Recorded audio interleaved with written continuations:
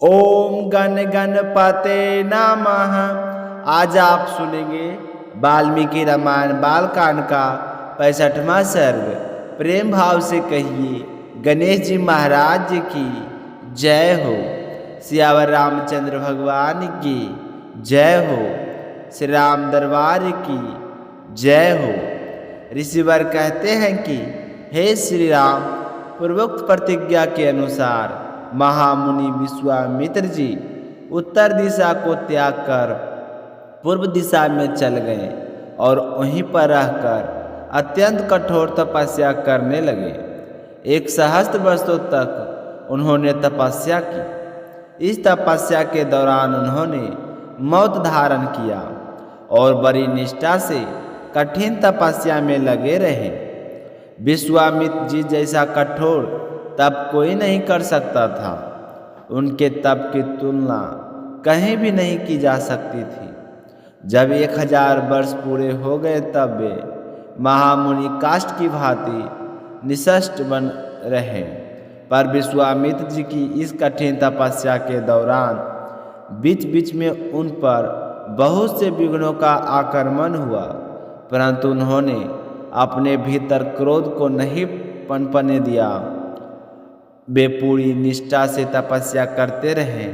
अपने निश्चय पर अटल रहकर उन्होंने अक्षय तप का अनुष्ठान किया। तपस्या को भंग करने वालों की तरफ उन्होंने बिल्कुल भी ध्यान नहीं दिया।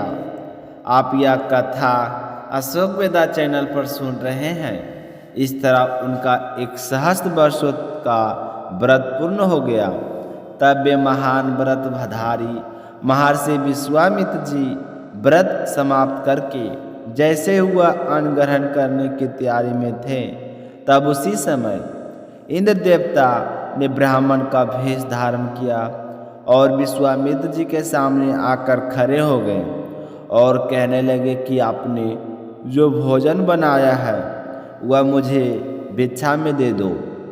मैं बहुत दिनों से भूखा हूँ। इस तरह का कर याचना करने लगे तो विश्वामित्र जी को उस पर दया आ गई। उन्होंने सारा तैयार किया हुआ भोजन उस ब्राह्मण को भेष में आए इंद्र देवता को दे दिए और उनके लिए कुछ भी शेष नहीं बचा था। फिर भी उनको बिल्कुल भी गुस्सा नहीं आया। वे मुस्कुराते हुए बिना खाए पिए ही रह गए। फिर भी उन्होंने ब्राह्मण से कुछ नहीं कहा।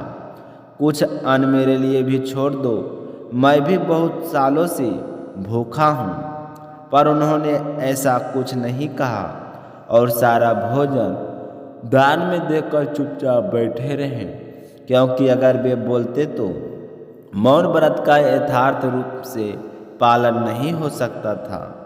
मौन व्रत टूट जाता तो उन्होंने अपने व्रत को ध्यान में रखते हुए मौन व्रत का अच्छे से पालन किया। इसके बाद पुनः पहले की भांति श्वास रोककर मौन व्रत का अनुष्ठान आरंभ कर दिया। पूरे 1000 वर्ष तक विश्वामित्र जी ने सांस तक नहीं ली। इस तरह सांस न लेने के कारण उनके मस्तक से धुआं उठने लगा। उससे तीनों लोगों के प्राणी घबरा गए, सभी स्तंभ से होने लगे। उस समय देवता, ऋषि, गंधर्व, नाग, सर्प और राक्षस सब मुनि की तपस्या में मोहित हो गए और उनके तेज से सबके कांध फीकी पड़ गई। वे सारे के सारे दुख से व्याकुल होकर पितामह ब्रह्मा जी के पास गए और वहाँ जाकर कहने लगे कि हे पितामह, हमने अनेक प्रकार के निर्मितों द्वारा महामुनि विश्वामित्र जी को क्रोध दिलाने की चेष्टा की। तरह तरह के प्रलोभन दिए गए, परंतु वे अपनी तपस्या में अटल थे। अपनी अटल तपस्या के प्रभाव से निरंतर आगे बढ़ते जा रहे हैं। कोई भी लोभ और क्रोध दिलाने की चेष्टा उन पर असर नहीं कर रही है। हमें उनमें छोटा सा भी दोष दिखाई नहीं दे रहा है। यदि इन्हें इनकी मनचाही वस्तु नहीं दी गई तो ये अपनी तपस्या से चराचर प्राणियों सहित तीनों लोगों का नाश कर डालेंगे। इस समय सारी दिशाएं धूल से आदित हो गई है। कहीं भी कुछ दिखाई नहीं दे रहा था। समुंदर भी क्षुब्ध हो उठे, सारे पर्वत विदर्भ हुए जा रहे थे। धरती डगडगमगा रही थी और प्रचंड आंधी चलने लगी। हे पितामह, हमें इस उपद्रव के निवारण का कोई उपाय समझ में नहीं आ रहा है। आपको कुछ ना कुछ तो करना हो पड़ेगा, वरना विनाश हो जाएगा। सब लोग नास्तिक की भांति कर्म अनुष्ठान से शून्य हो रहे। तीनों लोगों के प्राणियों का मन क्षुब्ध हो गया। हे पितामह, महर्षि विश्वामित्र जी के तेज से सूर्य की प्रभा को फीकी पड़ गई है। हे भगवान, यह महाकांत मुनि अग्नि स्वरूप हो रहे हैं। हे देव महामुनि विश्वामित्र जी, जब तक जगत के विनाश का विचार करते तब तक समय रहते हमें इन्हें प्रसन्न कर लेना चाहिए। जैसे पूर्व काल में प्रलय कालिक अग्नि ने संपूर्ण त्रिलोक को दग्ध कर डाला था, ठीक उसी प्रकार यह विश्वामित्र जी भी सबको जलाकर भस्म कर देंगे। यदि यह देवताओं को राज्य प्राप्त करना चाहे तो भी इन्हें दे दिया जाए। इनके मन में जो भी अभिलाषा है उसे इसी क्षण पूरा कर देना चाहिए। तो पितामह ब्रह्मा जी उनकी बातों पर विचार करते हुए कहने लगे कि आपका वचन सत्य है। हमें समय रहते ही कुछ कदम उठाना चाहिए। अगर ऐसा नहीं किया गया तो कुछ अनर्थ हो जाएगा। उसके बाद पितामह सब देवताओं को साथ लेकर विश्वामित्र जी के पास चले गए और मधुर वाणी से कहने लगे कि हे ब्रह्म ऋषि, तुम्हारा स्वागत है। हम तुम्हारी तपस्या से बहुत ही संतुष्ट हैं। तुमने अपनी उम्र तपस्या से ब्रह्मन तप प्राप्त कर लिया है। हे ब्राह्मण महागुणों सहित मैं तुम्हें दीर्घायु प्रदान करता हूँ। तुम्हारा कल्याण हो। हे सौम्य, तुम मंगल के भागी बनो और जहाँ तुम्हारी इच्छा हो वहाँ पर शुभ पूर्वक रह सकते हो। तो पितामह ब्रह्मा जी की बात सुनकर महामुनि विश्वामित्र जी ने अत्यंत प्रसन्न होकर संपूर्ण देवताओं और पितामह को प्रणाम किया और कहा कि हे देवक, यदि आपकी कृपा से ब्रह्मत्व मिल गया है और दीर्घायु की भी प्राप्ति हो गई है तो ओम वसंतकार और चारों वेद स्वयं आकर मेरा वर्णन करें। इसके लिए जो क्षत्रिय वेद अनुवेद आदि ब्रह्मवेद के ज्ञाताओं की में सबसे श्रेष्ठ हैं, वे ब्रह्मा पुत्र वशिष्ठ स्वयं आकर मुझसे ऐसा कहें कि आज से तुम ब्राह्मण हो गए हो। यदि ऐसा हो जाता है तो मैं समझ लूँगा कि मेरा उत्तम मनोरथ पूर्ण हो गया है, अन्यथा मैं नहीं समझ सकता। उस अवस्था में आप सभी श्रेष्ठ देवगण यहाँ से जा सकते हैं। तब सारे देवताओं ने भी मंत्र जप करने वालों में श्रेष्ठ महामुनि को प्रसन्न किया। इसके बाद ब्रह्म ऋषि वशिष्ठ ने एवस्तु तथास्तु कहकर विश्वामित्र का ब्राह्मण होने स्वीकार किया। आप यह कथा अशोक वेदा चैनल पर सुन रहे हैं। उनके साथ मित्रता स्थापित कर दी और फिर कहने लगे कि हे मुनि, तुम ब्राह्मण हो गए हो, इसमें कोई संदेह नहीं है। तुम्हारा सब वर्णनित संस्कार संपन्न हो गया है। ऐसा कहकर संपूर्ण देवता जैसे आए थे वैसे ही लौट गए। इस प्रकार उत्तम वर्णनत्व प्राप्त करके धर्मात्मा विश्वामित्र जी ने भी मंत्र जप करने वालों में श्रेष्ठ ब्राह्मण वशिष्ठ का पूजन किया। इस तरह अपना मनोरथ सफल करके तपस्या में लगे रहकर यह संपूर्ण पृथ्वी पर विचरने लगे। इस तरह बताते हुए सनातन जी कहने लगे कि हे श्री राम, इस प्रकार कठोर तपस्या करके इन महात्मा विश्वामित्र जी ने ब्राह्मण तप प्राप्त किया। अतः हे दशरथ पुत्र श्री राम, यह विश्वामित्र जी समस्त मुनियों में श्रेष्ठ हैं। यह तपस्या के मूर्तिमान स्वरूप है, उत्तम धर्म के साक्षात विग्रह है और पराक्रम के परम निधि हैं। ऐसा कहकर महामुनि तेजस्वी सतानंद जी चुप हो गए। सतानंद जी के मुख से यह कथा सुनकर महाराज जनक ने श्री राम और लक्ष्मण के समीप विश्वामित्र जी से हाथ जोड़कर कहा कि हे विश्वामित्र जी, आप दशरथ पुत्र श्री राम और लक्ष्मण के साथ मेरे यज्ञ में पधारे हैं, इससे मैं धन्य हो गया हूँ। अपने मुझ पर बहुत बड़ी कृपा की है। हे महामुनि ब्राह्मण, आपने तो दर्शन देकर मुझे पवित्र कर दिया है। आपके दर्शन से अनेक प्रकार के मुझे लाभ हुआ है, के गुण उपलब्ध हुए हैं। हे ब्राह्मण देव, आज इस सभा में आकर मैंने महात्मा राम तथा अन्य सदस्यों के साथ आपके महान तेज का वर्णन सुना, बहुत से गुण सुने हैं। हे ब्राह्मण, सतानंद जी ने अपने मुखारविंद से आपके महान तप का संपूर्ण वृत्तांत विस्तार पूर्वक बतलाया, जिसे सुनकर हम कृतार्थ हो गए हैं। हे ब्राह्मण देवता, आपकी तपस्या अप्रिमेय है, आपका बल अनंत है तथा आपके गुण भी सदा ही माप और संख्या से परे हैं। आपकी तपस्या की बराबरी कोई नहीं कर सकता है।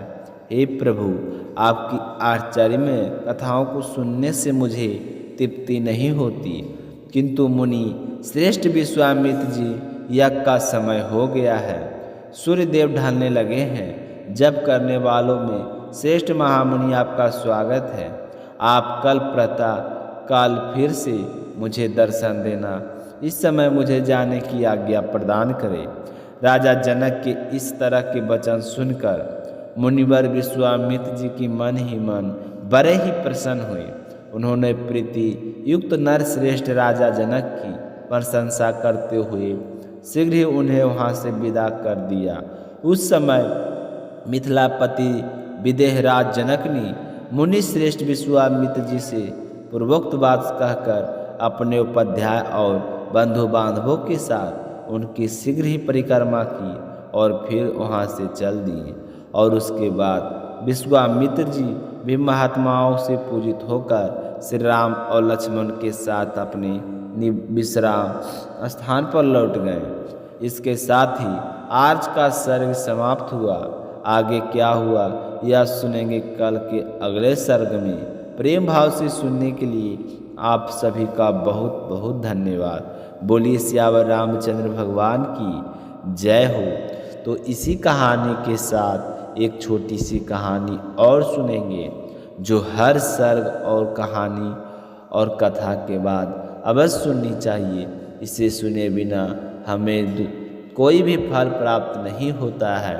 तो अब हम सुनेंगे दूसरी कहानी। एक लपसी था, एक तपसी था। तपसी हमेशा भगवान की तपस्या में लीन रहता था। लपसी रोजाना सावा शेर की लपसी बनाकर भगवान को भोग लगाकर भोजन कर लिया करता था। एक दिन किसी बात को लेकर दोनों में कहासुनी हो गई और दोनों जोर जोर से लड़ने लगे। तपसी कहने लगा कि मैं रोजाना भगवान की तपस्या करता हूँ, इसलिए मैं बड़ा हूँ। लपसी कहने लगा कि मैं रोजाना भगवान का सावा शेर की लपसी का भोग लगाता हूँ, इसलिए मैं बड़ा हूँ।